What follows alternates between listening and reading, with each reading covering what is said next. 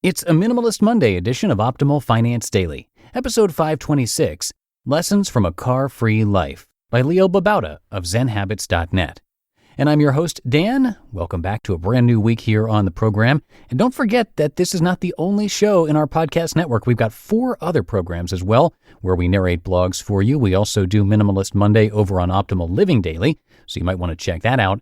And you can find all of our shows simply by searching for Optimal Living Daily in the podcast app of your choice. But for now, let's get right to today's post as we optimize your life. Lessons from a Car-Free Life by Babauta of Zen Habits.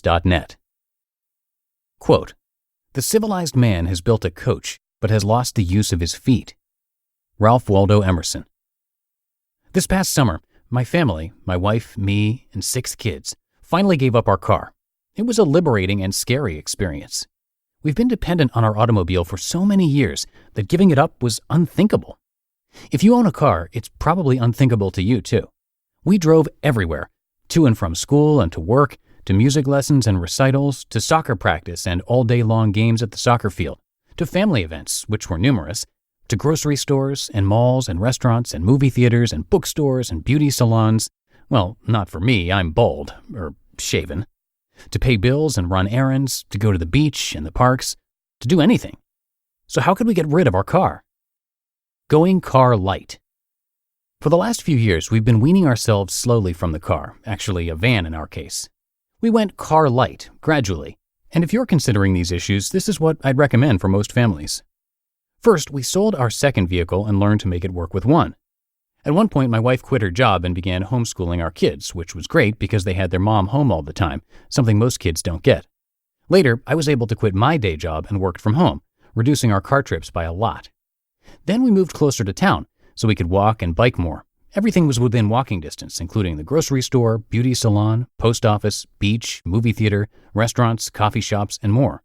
Only family and soccer were further away, so we used the car very little. Finally, we moved to San Francisco, and its great public transit was a big factor. We were giving up our car. Note, while many other cities and towns are not as transit-friendly, tons of people have gone car-free in them. Walking and cycling and car sharing are all great options. Our car-free life. We sold our van, yay, and didn't buy a vehicle here in San Francisco. A few times we've rented or borrowed a car, and boy, it really reminds me how lucky we are to be without one. It's such a hassle to drive, to find parking, to get a parking ticket, which I've done, to retrieve your car when it's towed, yes, that's happened, and yes, it was dumb of me, to try to find places when you're driving, pay tolls and pay for parking, to get stuck in rush hour, and so on. We ride buses and trains and walk. We're getting bikes soon, but we decided to do one step at a time. We walk a lot. We purposely picked a home that was a block away from the train stop and has bus lines that are within feet of our front door. We can get anywhere in this city easily. I often walk aimlessly just to explore the city. I take Ava and the kids on walks to show them new places that we would never have seen with a car. It's the best way to discover the joys of a new place. Cars isolate you and speed you by the best bits. Buses often have very weird people on them who yell things or smell or dress funny. I love that. It's something my kids have never been exposed to, and now they're getting an up-close education. They're never in danger, but now they see so much more of the world than they ever did while isolated in a car. They come shoulder to shoulder with humanity in crowded buses.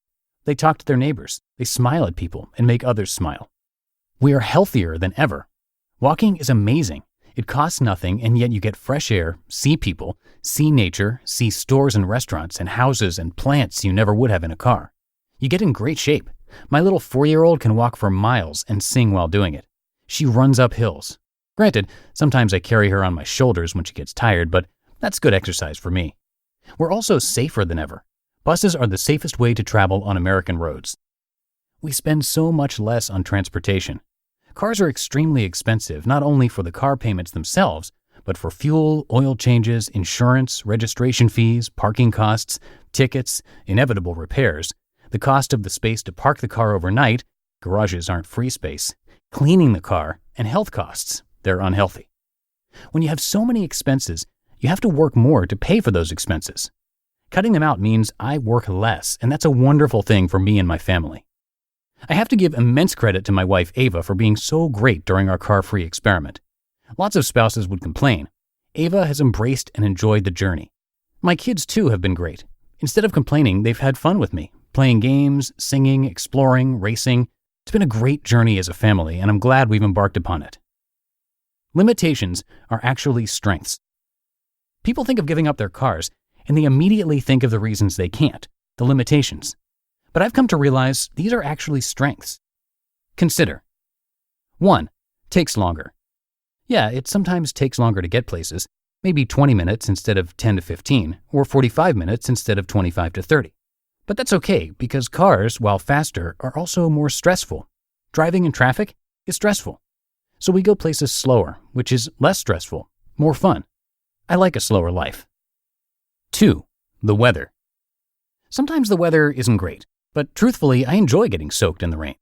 My little ones don't mind either. They love stomping in mud puddles. We are so used to being in our metal and glass boxes that we forget how wonderful the rain is. And when the weather is good, cars isolate you from that. You don't get to feel the sun on your shoulders, the wind in your face, the fresh smell of licorice when you pass a certain plant, see the squirrels dart past, or the ducks mock you with their quack. 3. Convenience.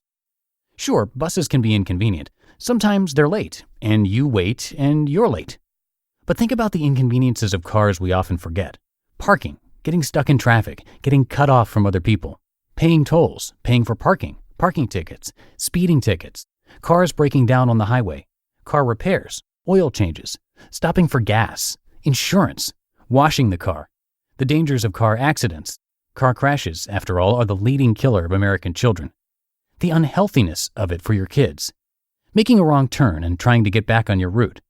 The expense of a car and having to work more just to pay for it. The cost of healthcare because cars are unhealthier for you and your family, and having to work more just to pay for that. Just to name a few. When you look at it like that, considering all the inconveniences of the various forms of transportation, cars don't necessarily come out ahead in convenience. 4. Groceries. We walk to the grocery store. It's 1 block away. We can't carry as much as we can with the car, so we make more frequent trips. That's not a weakness, it's a strength. That means we walk more. Actually, going to the store is uphill, so I sprint uphill. It's a lot of fun and great exercise. 5. Doing stuff that's not close. It's easier to get in the car and go to places, while walking or riding transit takes time and sometimes planning. So yes, you're a bit more limited. I don't see that as bad once you accept this. It means you do less, which is simpler and less stressful. It means you only go places that are far if they're important. It means you explore ways to have fun near your home. Cars encourage us to take more trips, which pollute more, cause us to be busier, use up more time and money and natural resources. Slowing down and taking fewer trips is better for us, our health, our environment. Quote, "Life is too short for traffic." Dan Bellack. You just listened to the post titled Lessons from a Car-Free Life by Leo Babauta of zenhabits.net. And before we go, don't forget that you can listen to a lot more blogs being narrated to you for free. All you have to do is search for Optimal Living Daily to find our other shows, where we cover personal development, minimalism, health and fitness, business, relationships, and more. Leo Babauta, who you just heard from Zen Habits, is frequently narrated on all 5 of our shows. Again, just search for Optimal Living Daily in the podcast app of your choice and subscribe for free. And that's a wrap for another Monday episode. I will be back, of course, tomorrow with the start of a 2-part post from Steve Pavlina. So I'll see you there, where your optimal life awaits. Hello, Life Optimizer. This is Justin Malik, creator and producer of this podcast, but also Optimal Living Daily, the show where I read to you from even more blogs covering finance, productivity, minimalism, personal development, and more from incredible bloggers like Derek Sivers, Zen Habits, Mark and Angel, The Minimalists, and all the ones you hear on this show too. So if you enjoyed today's episode and like taking amazing blogs on the go, come on over to Optimal Living Daily and subscribe to that one too. And together, we'll start optimizing your life.